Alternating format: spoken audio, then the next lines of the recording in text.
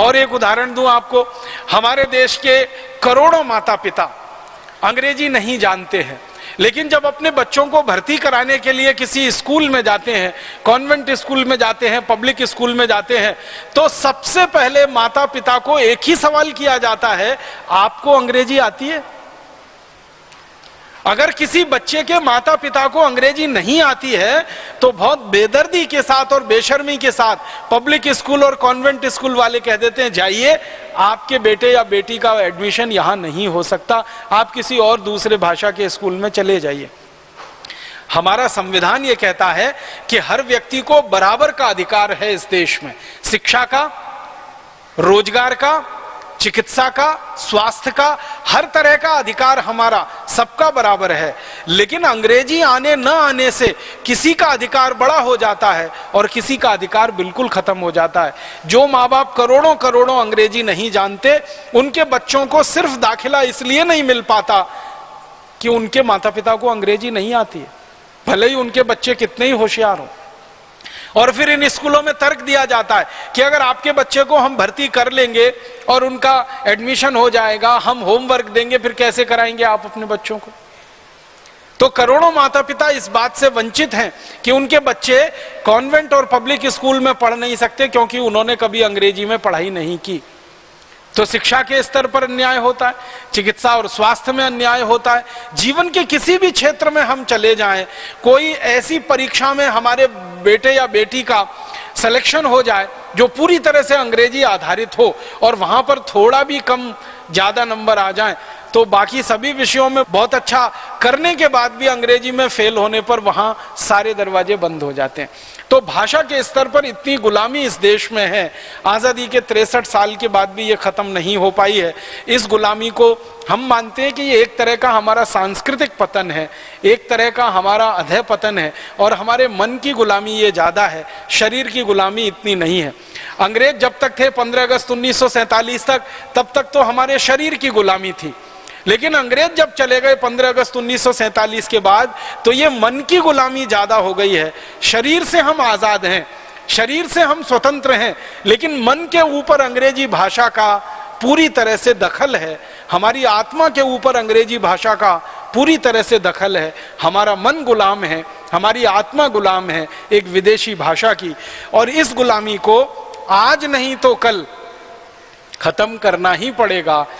हर बार एक ही बात लगती है मुझे कि जिस तरह से अंग्रेजों की गुलामी को हमने, शरीर वाली गुलामी को खत्म किया, एक बड़ा संग्राम इस देश में चलाया, इसी तरह से अंग्रेजी भाषा की हमारी जो मानसिक और आत्मिक गुलामी पैदा हो गई है या हावी हो गई है हमारे ऊपर, इसको भी खत्म करना पड़ेगा। आज नहीं तो कल इससे छुटकारा पाना ही पड़ेगा।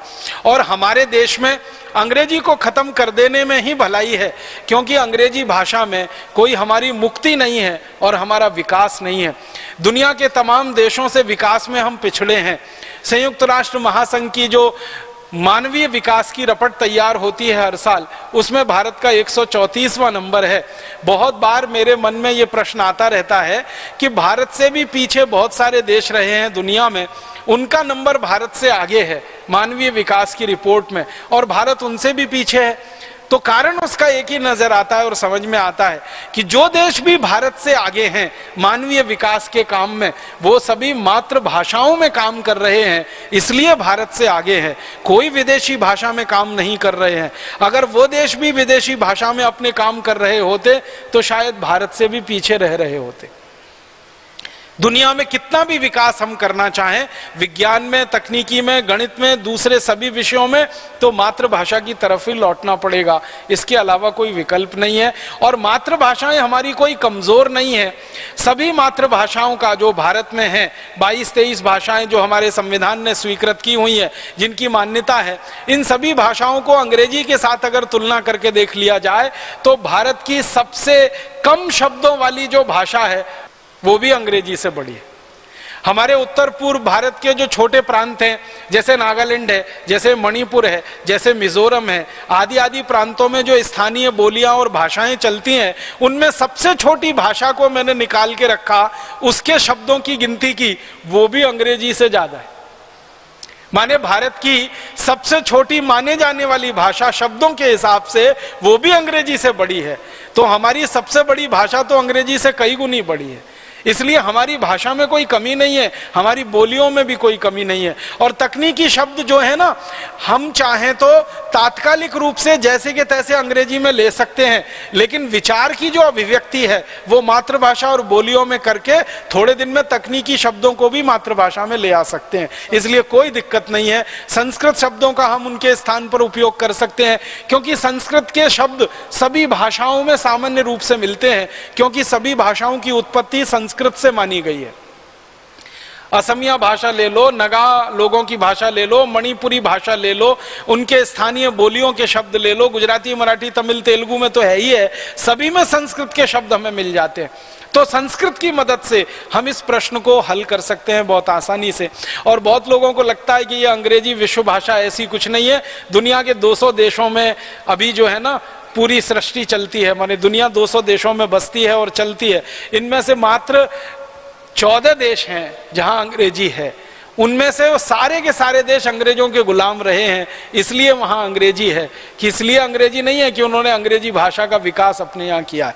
ऑस्ट्रेलिया में अंग्रेजी, न्यूजीलैंड में अंग्रेजी, कनाडा में अंग्रेजी, अमेरिका में अंग्रेजी, इंग्लैंड में अंग्रेजी, या स्कॉटलैंड में अंग्रेजी, या आयरलैंड में अंग्रेजी, या भारत, पाकिस्तान, बांग्लादेश में अंग्रेजी। ये सब अंग्रेजों के गुलाम देश हैं, इसलिए अंग्रेजी है। जो देश अंग्रेजों के गुलाम नहीं है वहां कहीं भी अंग्रेजी नहीं है। तो अंग्रेजी ऐसी कोई विश्व भाषा भी नहीं है, कोई बहुत तकनीकी भाषा भी नहीं मानी जाती है, कोई श्रेष्ठ भाषा भी नहीं मानी जाती है। अंग्रेजी के बारे में सारी दुनिया के विद्वान कहते हैं कि सभी भाषाओं में सबसे ज्यादा खराब व्याकरण अगर किसी का है तो अंग्रेजी का ही है।